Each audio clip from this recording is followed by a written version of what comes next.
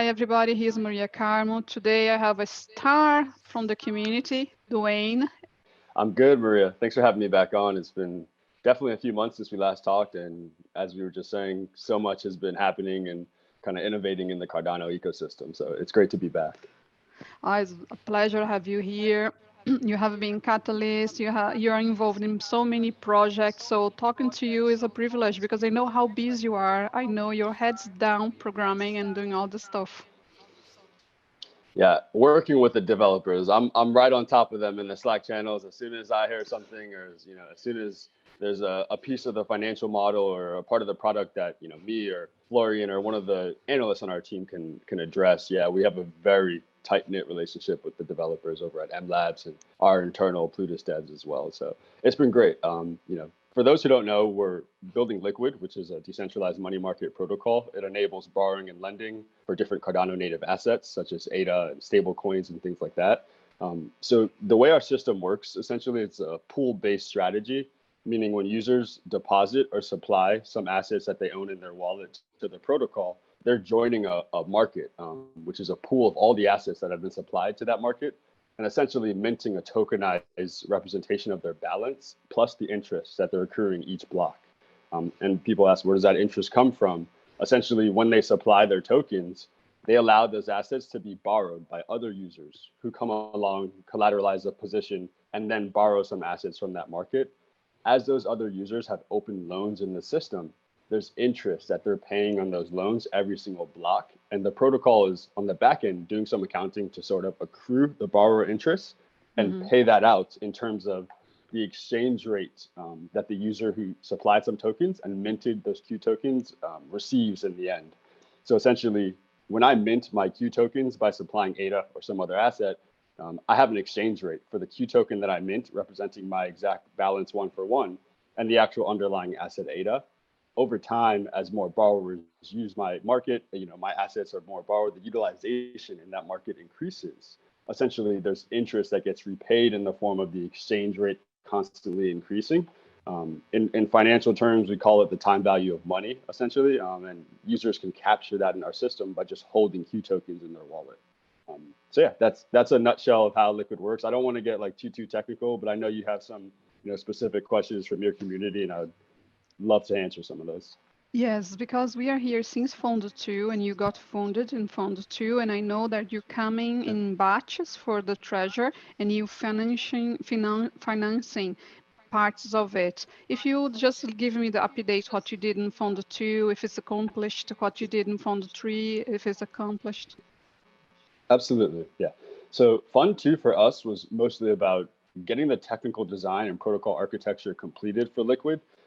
As I kind of said earlier, there's a lot of back-end math and formulas that are built into the way we're doing our interest rate curves, the way we're doing the DAO governance processes and voting, the way we're handling liquidations and certain default scenarios in the system.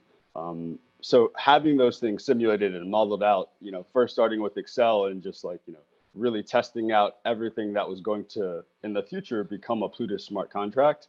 That was really the kind of main goal and aim of Fund 2. I would say we definitely accomplished that. We put out our technical design documents at the time, our white paper, kind of our protocol architecture specs, and all the things that we had produced in the early days of, okay, this is truly the planning, analysis, and design phase of this project. Fund 3 has all been about actually working with the M Labs Haskell team and implementing these contracts in Plutus, building an SDK for Liqwid, basically a JavaScript set of APIs that allows any contract developer who's not maybe Haskell versed to come and pick up Liqwid and build integrations into their applications. If they have some balances in their system, they can use this JavaScript SDK that we're working on and pretty much have built already to essentially be able to interact with Liqwid contracts and have some Q tokens that are earning yield for them and their users. So yeah, that's essentially what the Fund 3 two proposals that we've had are all about. Fund 4 is essentially a continuation of that, and that's really the last time that we'll ask for funding in the DApp or Developer Ecosystem Challenge. The Fund 4 DApp Challenge is a continuation of building out the actual Liqwid protocol and ensuring that all the pieces that we need to launch V1 on the same day that Plutus goes to mainnet are ready and prepared. And the second Developer Ecosystem Fund 4 Challenge is actually to build an open source DeFi SDK for all users in Cardano who want to actually query account balances across the different DeFi protocols that they're using. So Liquid, some type of, Uniswap, DEX, any other, insurance or DeFi protocol that they're using to earn some yield, they can simply query their account balances using this open source DeFi library SDK system that we're kind of working on as a part of our Fund 4 challenge. So yeah, those are the last two kind of challenges that Liquid is competing in. In Fund 5, we do have in the DeFi specific ecosystem challenge a proposal for actually a security audit of the entire set of Plutus smart contracts. We finalized that with Twig. We're working closely with Well-Typed. Every single week we do code advisory, code review sessions with them. They kind of go through the actual implementation strategy with us. We talk about some of the things we're working on, like our state manager concept for scaling the actual smart contract UtxO instances on Cardano. Different things that we're working on behind the scenes. Well-Typed and Duncan Coots has such a strong amount of Cardano domain knowledge that it's very easy for them to pick up our design, our specs, and say, okay, this is what you need to work on more. This is what you need to clean up a little bit before you actually implement this and get this into an audit. And really focusing on getting the documentation for the security audit where it needs to be has kind of been the main goal of like the last couple of weeks, even to months. I know as like the protocol smart contracts come together, the next thing is, when does this system enter that security audit, and what is that, what is the full kind of breadth of the scope of your security audit look like? Is it just the Plutus on-chain code? Is it the on-chain and off-chain code? Are you doing formal verification and some other, really kind of out there things to be able to verify certain components of the system? And we're working with Tweak to get, as in-depth a security audit completed as we can. Some of that means on our end, making sure that the audit technical documentation is where it needs to be. Like I said, we're really focused on that. Another piece of that is like when we actually enter the security audit and the timing of it, just because so much of Plutus and like Plutus IR and some of the things in the compiler are still being worked on and built-ins are still being added, and it's kind of a dynamic moving system. Definitely much more refactor and optimization, but still like a dynamic system as we approach kind of Alonzo mainnet. But essentially, and we had this conversation with the Twig engineers just this week, it makes sense to push back the security audit into August as much as we can to make sure that what we're auditing and the code that we built actually is on like the most latest version of Plutus, like the version that's probably going to be the closest to production Plutus. And that's going to be a result of like, Alonzo black or red or one of those kind of later color phases. And that's around the time of when we'll actually enter that audit. We'll definitely look to get a testnet app as soon as Alonzo white and kind of the functionality behind the testnet enables us to run our set of scripts on it. But in terms of entering that security audit and what our last proposal in Fund 5 is for, that will happen at some point in mid to late August, essentially. That's a lot. You're really, really busy. I thought I was busy, but listen to you. You're really busy, but you sound really calm. How do you manage the stress and all the deadlines and all the things that don't work out the first time? Yeah, honestly, it's first of all, the Catalyst community is just amazing, right? There's so many people willing to help and willing to kind of get involved and not just talk, like really pick up pieces. And I've met devs who are now working on the front end, kind of web app and UI, just through the Catalyst community and our Liquid Discord. We really are building a community-led, not just Catalyst community and process, but with Liquid, a community-led protocol. And that means so much to me as the protocol founder, because it lets me delegate and offset so many of the things that kind of come up and are just really important in trying to build out a system like this. I can delegate those tasks to folks in the community who are willing and ready and able to kind of complete those and have like, really strong work be produced as a result. I definitely think that when we started the Catalyst process, we didn't really know what the actual collective, intelligence of the community and power behind actually, encouraging them to get involved in the project would be. Now it looks like we have a clear understanding of what that is, and it's huge in Cardano. Everyone is willing to pick up the pieces and kind of run with this thing, and that's kind of what makes us so special, I think.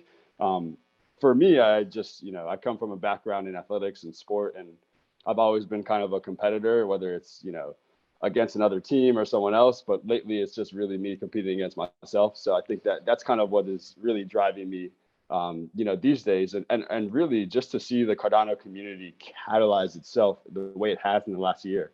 really since the launch of Shelly. It feels like, you know, you hear so many people saying they left their day job and now they're just working full time on Cardano.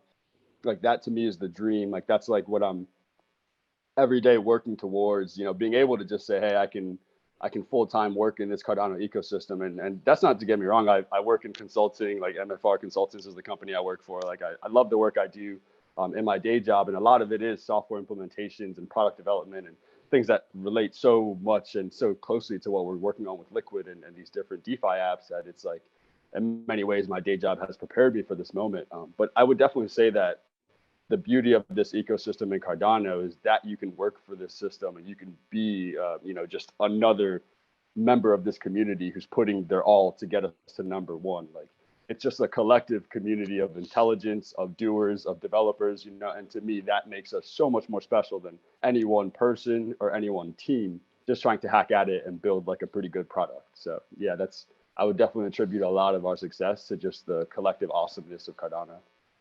Yeah, it's not surprised that you're telling me this because people love to work in Catalyst. The Catalyst is Yeah. way bigger than it was in Founder 2, like it's double. Many other people came, many places in life and backgrounds, and they are there. There's the Swarm session. I don't know if you know. Also, there is open meeting after the town hall, so people are doing very cool stuff there. You know, I think we are well represented because I got so busy I can't be in all the meetings anymore. I know. Yeah, it's hard. Even myself, I have to find myself watching a lot of these on replay. But yeah, I would like to catch some of those open meetings after Catalyst. Yeah, we can talk about, you know, maybe Liquid USD and what we're working on there with the Algo stablecoin. We could also, you know, hit on some of the, you know, mechanics of Liquid as a protocol. But I'd like to talk on the stablecoin a little. I just saw a tweet from Charles, actually. He talked about IOHK putting out a new paper on algorithmic stables. And I think that's a really important work. I have long said, I think the base of DeFi and, you know, for anyone who doesn't know, like decentralized finance is really just taking a lot of the components and products and services really that we get in traditional finance, like custody, escrow, settlement, things that we rely on banks and financial institutions to carry out and build entire financial products around for end users today. DeFi is saying you can automate that into programs built on Plutus and scripts to basically run on a blockchain and handle those, you know, if then when terms and conditions built into the financial contract, all automated, all non-custodial, all on chain, essentially. I think that the beauty of having an algorithmic stablecoin is saying that you can recreate in many ways the United States dollar system for any user at any place in the world who otherwise would never have access to it, right? And you look at the euro dollar market and you look at the whole economy that's been built around that to get access to US dollar denominated debt products and the dollar outside of the United States. It's a massive market, and crypto to me and algo stablecoins represent the decentralized version of the euro dollar. I think that we need many different algo stablecoins because as we see on Ethereum today, some of them work, some of them certainly do not.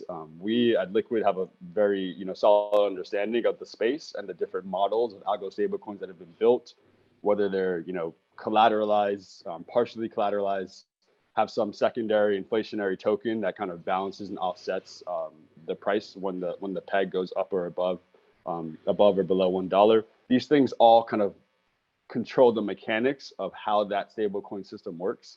And in turn, we're working on one called Liquid USD, mainly trying to take the best that we've seen in terms of the implementations on Ethereum DeFi, what we have with the Plutus extended UTXO model, and using a collateralized debt position, essentially a borrowing protocol similar to Liquid, to allow users to collateralize positions with ADA and mint stable US dollar, interest-free loans essentially on your stable US dollar. The way the system works is there's a base rate that you pay when you actually issue. So when you lock your ADA in this CDP, or what we call a vault, and you mint some stablecoin, you pay a small fee on the total amount minted at that time. And when you come back to redeem your ADA for the actual stablecoin that you borrowed, essentially, you pay a small redemption fee at that time as well. And the way the system works, actually, you don't need a governance built into this model. As long as the system is operating and the stability pool has users depositing into it, essentially the system can handle the process of not only opening and closing entire positions, handling the actual peg. So there's an Oracle mechanism that takes the price of ADA, the collateral, and every time it updates to see what are the vaults that are now underneath the minimal collateral ratio. Okay, those vaults now need to be liquidated because those are essentially, that's bad debt in the system now. So there's an automated non-custodial process to handling all of these different things in the system. And even the liquidation process doesn't even rely on any third-party user. It's all kind of internal to the actual mechanics of the system. Different users are incentivized to stake the tokens that they've minted in different pools to be able to actually offset some of this bad debt and earn basically a profit for doing that. And we'll come out with entire docs and I'm sure a light paper for this protocol.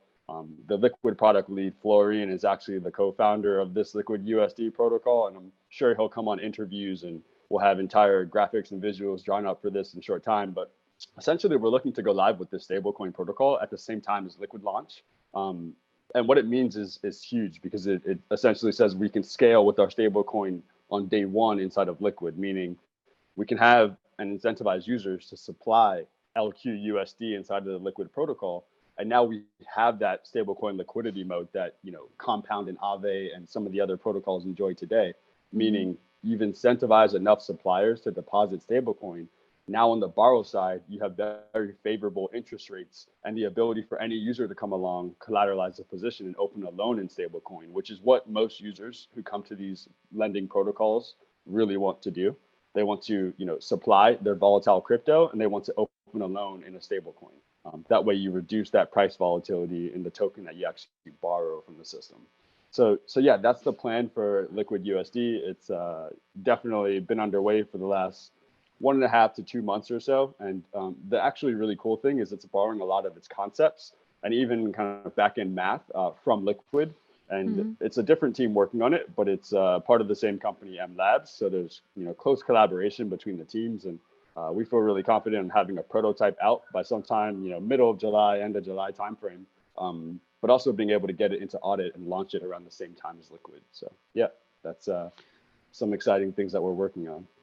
It's a lot of things coming in the pipe. When you say the pools, what pools are you talking about? Is the same pools that we are running in Cardano or other pools?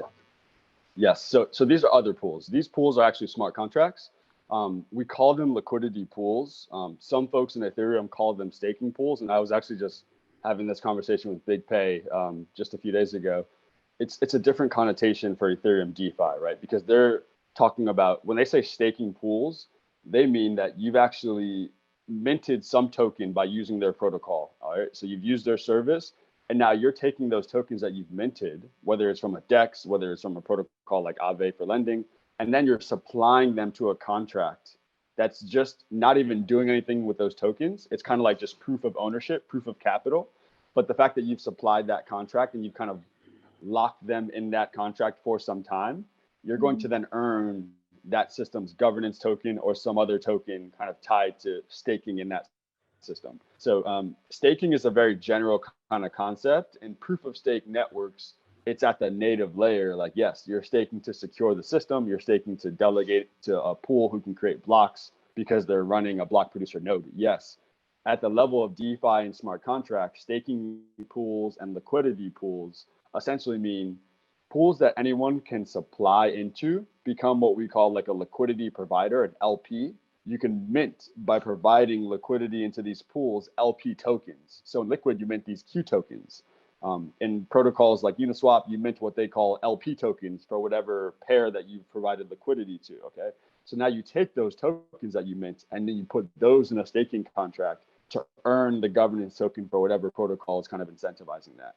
So yeah, different version of staking pools, but essentially the similar concept, meaning it's a mechanism to do proof of capital and proof of ownership, essentially. It's how much I've supplied to this pool compared to the total amounts in this pool. It's kind of my, my share ownership percentage of that pool, essentially. Guys, please like and get the links in the description. DC, thank you very much to come here once more. And I talk to you soon. Absolutely. This was great, Maria. Thanks for having me. Thank you. Bye. Take care. Cheers.